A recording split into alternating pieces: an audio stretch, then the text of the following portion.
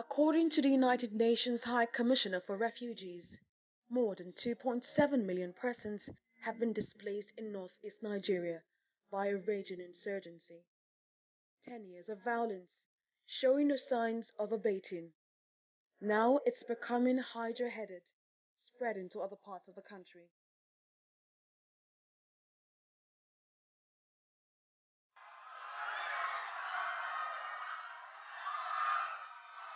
Scattered across the country are Nigerians who have been forced to flee their ancestral homes and escape to cities around, but not all of them are in the northeast.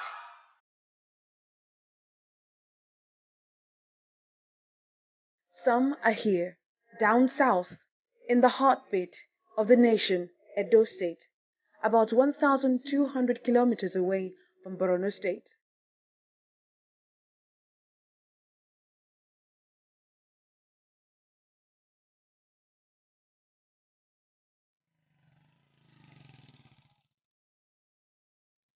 Somewhere in Edo State's Ovia Northeast local government, about 30 kilometers from Benin, the state capital, is Uwagwa, the host community of an internally displaced persons camp.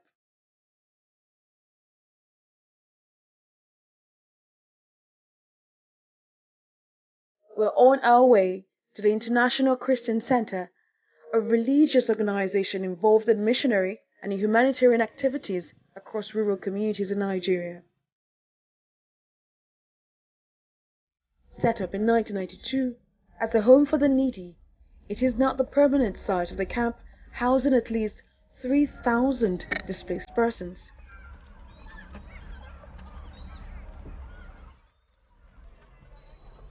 The large expanse of land, the lush surroundings with towering trees and green grass, shields this community from the outside world.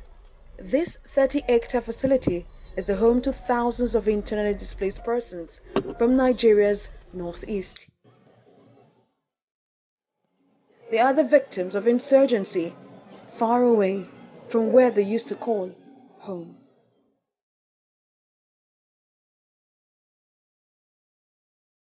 It is a mix of happy people, despite the challenges they are faced with daily. Their right to peace and security has been infringed upon, and now they find solace and shelter in a strange but now familiar place. The first set of IDPs arrived here in 2014, and since then, thousands have been admitted to the camp.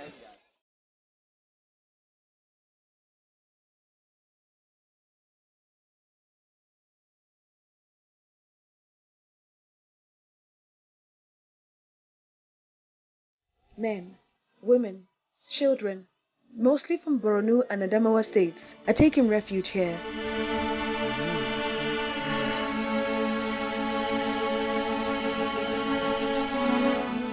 Some widows and widowers, orphans, others with scarred but complete families.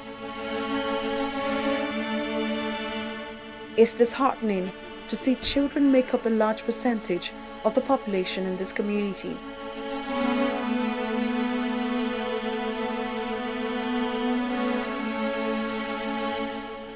Some were even born here. While some of them may have moved on from the horrific experiences insurgency gave, many are yet to wake up from the nightmares and recover from the trauma.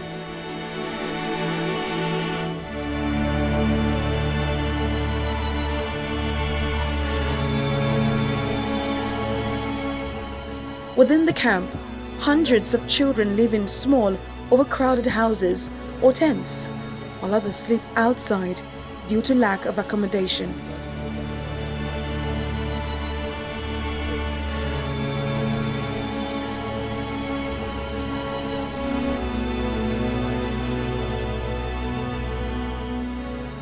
A large number of IDPs sleep inside this tent.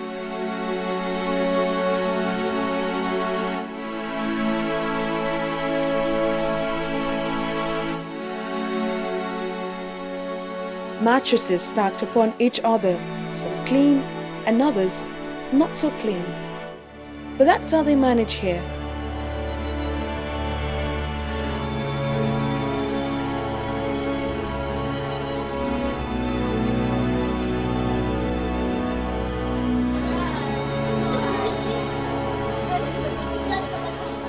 The camp is a place of communal living, and in these days of a raging pandemic, the concept of social distancing doesn't apply here.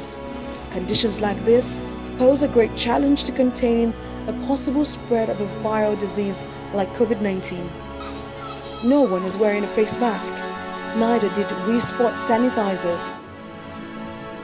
Then if you look at the hostels are over-congested. There is this message of social distancing, COVID-19. At least the families, whatever, there should be social distancing. But in this kind of situation, what do we do?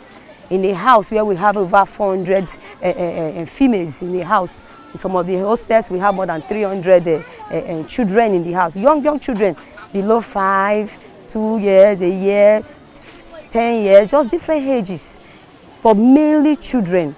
We don't really have, in short, the accommodation is over congested. They don't even have mattresses. Some of them sleep on bare floor. The windows, even the wooden houses that we are managing from time to time, the windows are all bad, the doors are bad. If you look through now we are in the rainy season. Before the rains, the children can spread out and sleep. But now during the rain, some of them will be stranded. They will have to sit. They will have to sit down. Some of them will be sitting and sleeping, while some they lie on top of it. Just manage, just God. So we need help. It's not easy at all, because we don't want them to go back and start remembering, because it was no fault of theirs. These are people who just woke up one day and saw that things have started to fall apart in their country. They didn't call for this. It's not their fault.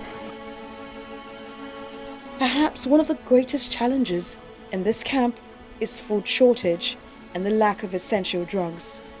The sacks of food roll in, but that's just a fraction of what's actually needed in the camp.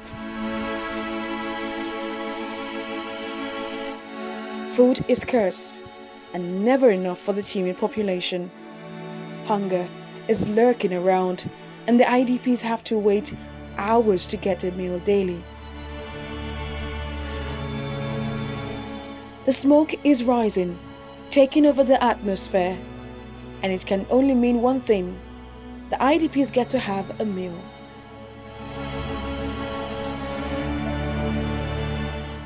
Women are busy in the camp kitchen cooking lunch.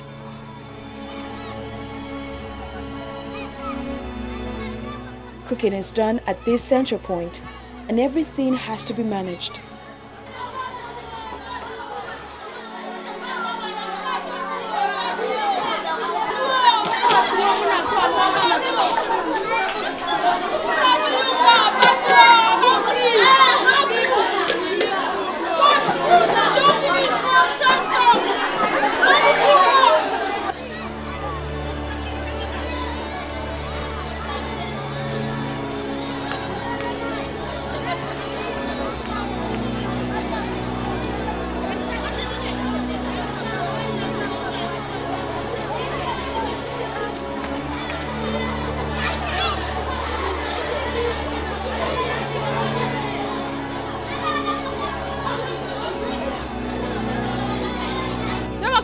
Abinci ba tuwo, ku taimake mu ba abinci, yaran mu suna kukan yunwa, ba abinci a kamfu namu, ku taimake mu da tuwo, abinci ne damuwar mu, ku taimake mu kusu ba abinci, don Allah don Annabi.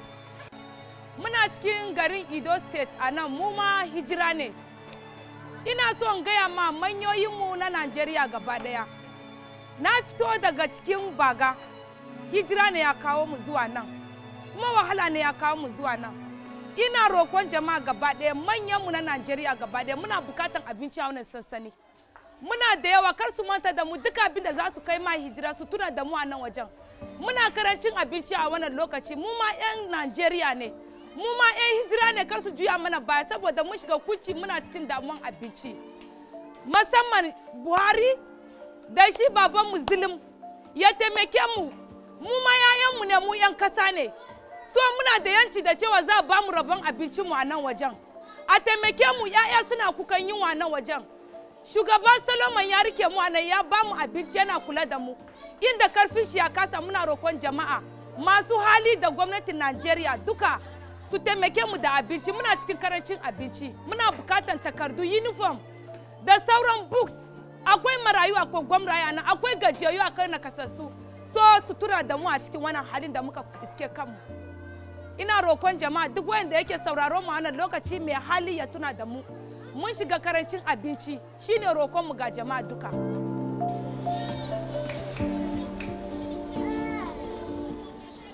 It is now time for lunch and everyone is highly expectant.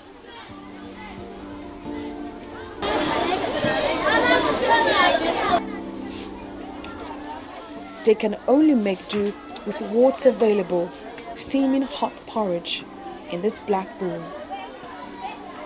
When a meal is prepared for the day, children in groups gather around the midfield tattered bowl.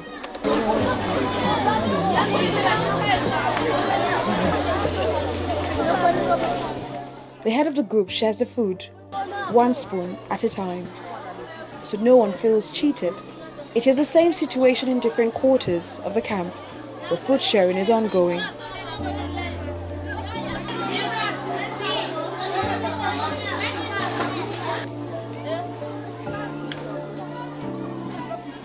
Although today's meal is sorted, the caregivers are worried. What will the IDPs eat next?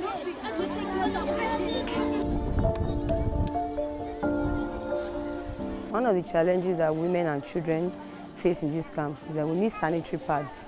We don't usually have sanitary pads for the women. And generally, the most important, the most critical need we have in this camp now is food. There is no food at all. The children are hungry. We have a lot of widows. They are hungry. You see widows who, over the years, we've tried to help them to overcome the trauma they've gone through. Now, they were happy, thinking that everything is okay. The next thing now, because of the COVID-19, the fallout of the COVID-19, there is no food. For the COVID-19, on the average, at least for a meal, we normally have cook 15 bags of rice, just on the average. Not that it's not even something that is enough, something just for them to keep body and soul going. But now, for us to even cook 2 times a day, it's just the grace of God. At times we wake up a day, we wake up each day, we don't even have any food. We just look up to sky, look up to heaven, we pray.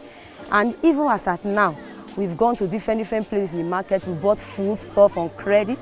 We are just believing God. We are owing huge amount of money just to make sure that they don't die. They feed. Things are not so easy for us. There is real hunger in the camp. The children, they need food. The widows, they need food. If you just go around, you see them everywhere. Even when they were sharing food the way they are, they really need food. They will need sanitary pads. Putting seasonal hunger away, many IDPs are learning and making the most of their time here. The camp over the years provide basic education. Many of the IDPs in their spare time find time to study. This we noticed as we moved around the camp.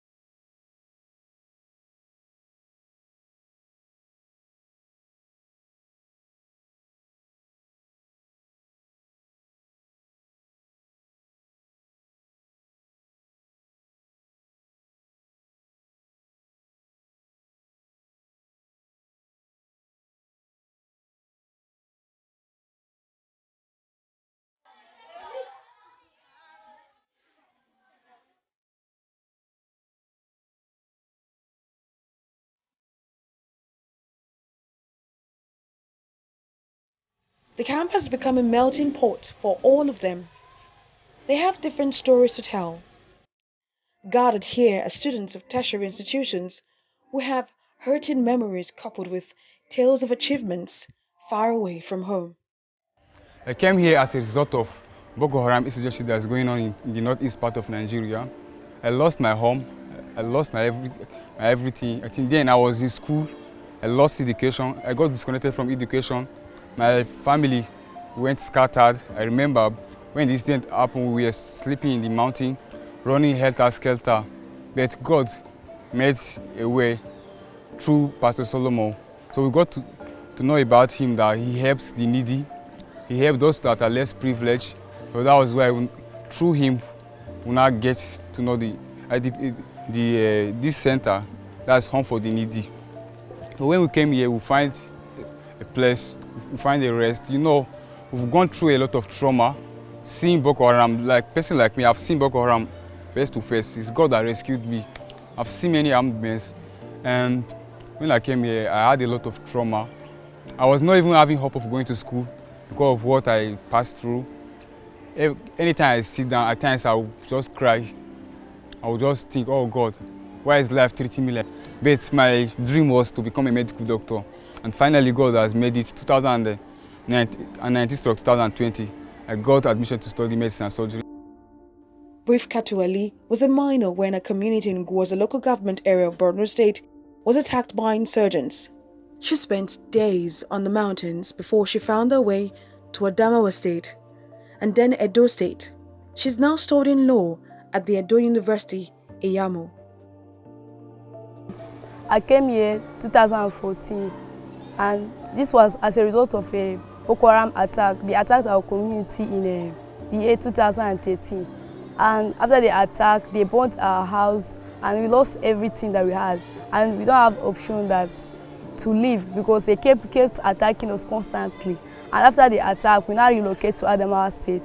Even after we still settled down in Adamawa State, they kept attacking us. And from there, we were like, don't know where to go. And after we went to Yola, from Yola to Jos, and we now come to, because of those, as when we keep moving from one place to another. There was no food, no school, we lost hope. I don't even think I will still go to school. Then after that, we heard about this place, and I came here 2014. Presently, I'm going to 300 level. I'm reading law at Edo University Iyamo. And currently, as we are going to start another new session, we are expected to pay our school fees, accommodation, and other things like buying books and feeding and others. So we are appealing to our governor that he should stretch his hand towards this place, because if he no help us at this time that we need school fees and others, we'll be stranded and all our effort will be kind of frustrated. So we want him to come and help us because we are desperately in need of help at this moment. We heard about all the good works that he has been doing. He has been hardworking since he entered he started his tenure. So we believe that with that good heart that you have, you should also stretch out his hands to this place, come and help us. Like we are supposed to be benefiting from all the things that indigenous of Borno State are benefiting, like scholarship and other things. So we want him to help us in the aspect of our education and other areas. 2013, they attacked my community, and to the extent that because our community, there's one mountain they call Mandra Mountain. So it's very, very popular mountain. So our community is just very close to the mountain. So we share. So when they attacked us, so we have to run to that mountain for refuge. And in that mountain, where we now carry some foodstuff there, so that at least, because if you go back to the house, they will now kill us, because they have even burnt house and everything. So the foodstuff that we are able to carry small to the mountain so that we can eat, then God finish that time. So there's nothing we can do. And thank God, in the mountain we have some of the fruits that we can eat and some water brooks that is there. So we were now feeding on some of the fruits and the rest. And it now came to pass that even the fruits got finished and everything like that. So we even started, some of us even started feeding on the grass, feeding on anything that is just available. Like till today, there are some of my siblings I have not even seen and nor heard from them. So that's how life has been. While it may look like there is hope, these students have just one appeal to the governors of Adamawa and Borno states, as well as other well-meaning Nigerians. Look our way, they tell us, with burning passion in their eyes. They're asking that their future be secured. They need sponsors for their tertiary education to lighten the burden on the management of the camp.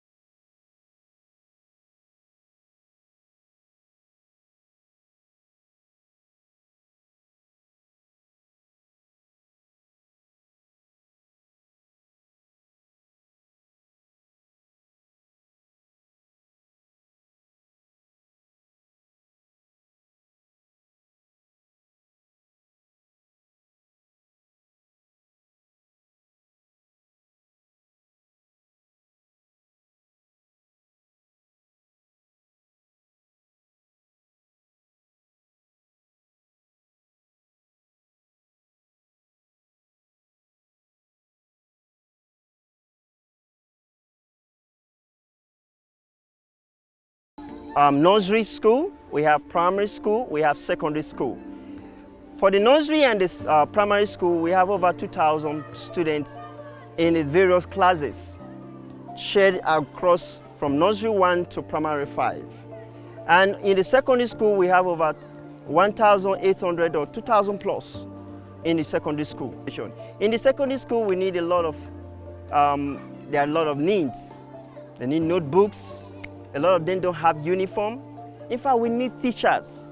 We need teachers. These teachers are stressed out because the population compared to the numbers of teachers we have is, in fact, is a very big challenge at the moment. So we need the government to come in that area to employ more teachers to assist the students also. After all those incidents, you see, they are still hardworking, they are still determined, they are brilliant, and they are very, very serious in their education. Last year, we have over 100 students who wrote JAM, and more than 100 had 200 and above, and they got admission. Unfortunately, the camp was not able to shoulder the responsibility in making sure they all go back to school or go to university.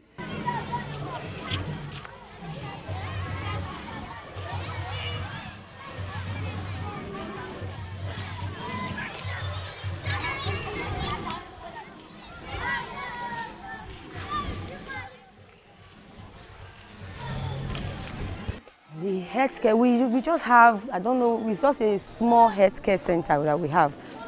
Maybe as we are going, you can take a shot of it. It has about 4 rooms. We're just managing it for this crowd of over 4,575 persons, to be precise, 4,575 persons. So when they fall sick, when we have, at times we have emergency case, we have to rush them to UBTH. At times there will be no money.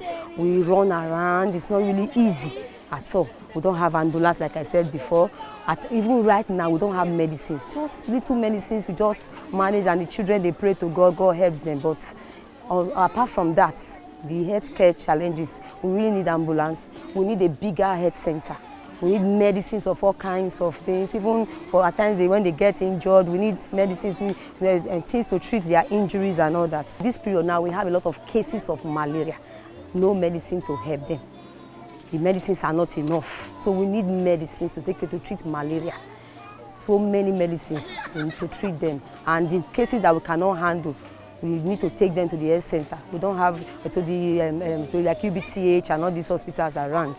So we need vehicles, we need ambulance in case when we have emergencies.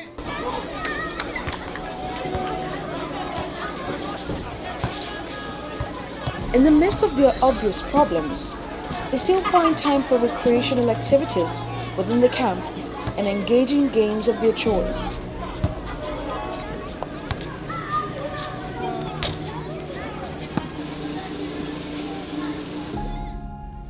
Running around and playing with much enthusiasm and zest. My name is Dogara John.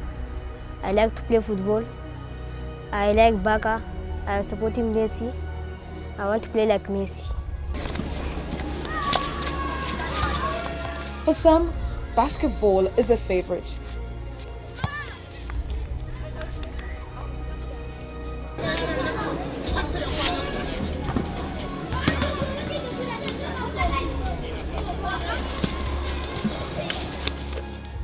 Others prefer dribbling and playing football.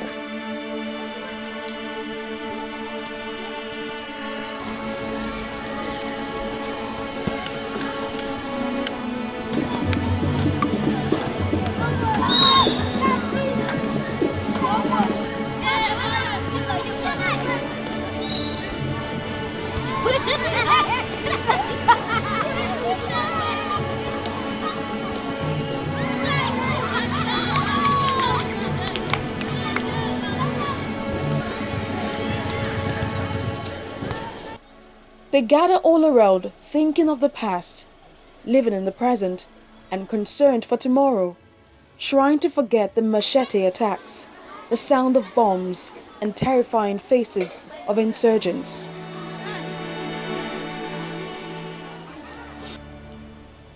They might have seen the worst and watched loved ones die in the hands of insurgents.